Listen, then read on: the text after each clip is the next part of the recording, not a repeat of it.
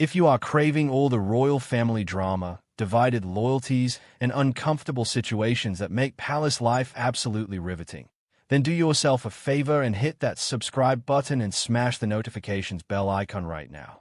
This is UK Informate, and we are about to unpack why Harry and Meghan apparently cannot agree on how to handle his cousins. Let us dive straight in. Picture this. Your father has just been spectacularly stripped of his royal titles in the most public humiliation imaginable, dragged through the mud over his association with convicted sex offenders, and your entire family is being evicted from their home on the Windsor estate. Now imagine your cousin, who happens to live thousands of miles away in California, wants to reach out and offer support, but his wife is reportedly thinking absolutely not. We need to keep our distance. Welcome to the incredibly awkward position Princesses Beatrice and Eugenie currently find themselves in, caught in the crossfire of their father's scandal whilst Harry and Meghan apparently disagree on how to handle the situation. King Charles has begun the formal process of stripping Prince Andrew of his titles, meaning the former Duke of York is now simply Andrew Mountbatten Windsor, just another bloke with a famous surname and a spectacularly tarnished reputation. His ex-wife Sarah Ferguson has also lost her Duchess title amid the latest revelations about their friendship with the late sex offender Jeffrey Epstein and his accomplice Ghislaine Maxwell, who is currently serving a 20-year prison sentence for sex trafficking. The couple are being evicted from Royal Lodge on the Windsor estate, and the entire family is reeling from the fallout. But Beatrice and Eugenie will retain their princesses' titles, which means they are stuck in this bizarre limbo. Still royal, but forever associated with their father's catastrophic judgment. According to royal expert Duncan Larcombe, Prince Harry is reportedly very concerned about his cousins and has huge sympathy for what they are going through. This actually makes perfect sense when you consider their history. Harry has always been close to Beatrice and Eugenie. They did not see each other constantly growing up because they did not live particularly close, but they would always reunite for Christmas at Sandringham and other major family gatherings. There was genuine affection there, a sense of kinship that went beyond just sharing a bloodline. Beatrice and Eugenie have always had a massive soft spot for Harry, and apparently that feeling is mutual. But here's where things get complicated.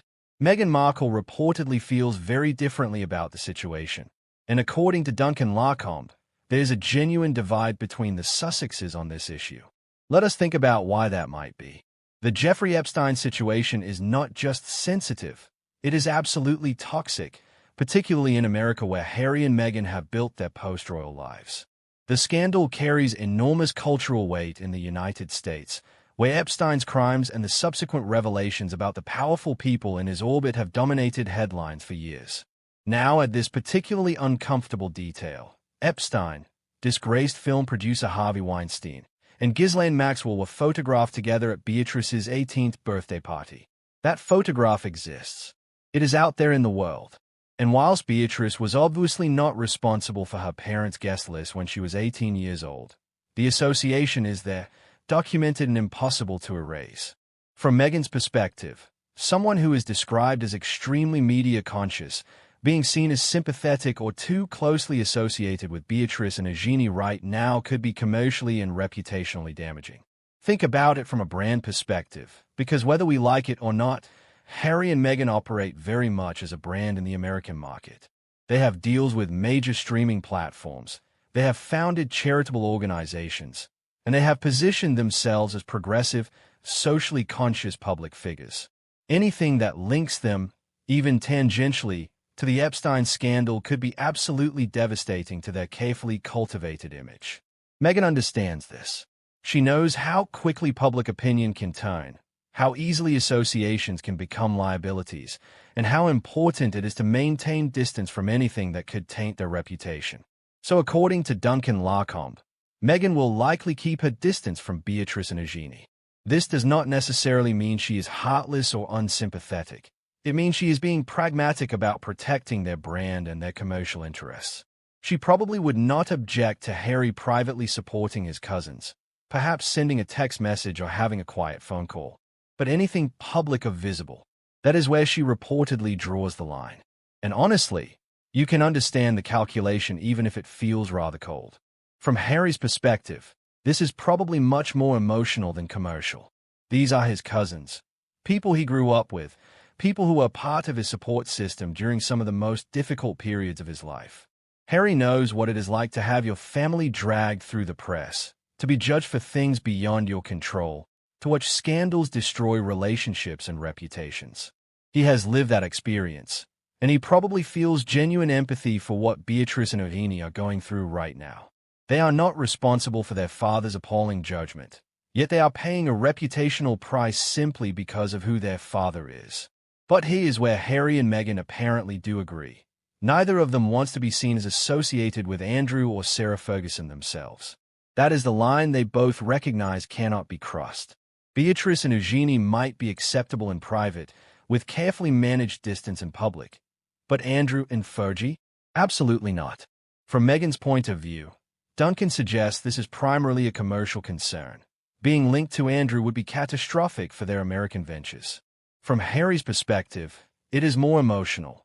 There's probably anger, disappointment, and a sense that Andrew's behavior has once again damaged the family. This entire situation highlights one of the fundamental tensions in Harry and Meghan's post-royal life. They have tried to maintain certain family connections while simultaneously distancing themselves from the institution and creating independent careers in America. But when a scandal of this magnitude erupts, those competing priorities come into direct conflict. How do you support family members you genuinely care about without being tainted by association with the scandal surrounding them? How do you balance personal loyalty with commercial self-interest? These are genuinely difficult questions with no easy answers. The timing is particularly awkward as well. Andrew relinquished his Duke of York title just days before Virginia Giuffre's posthumous memoir was released.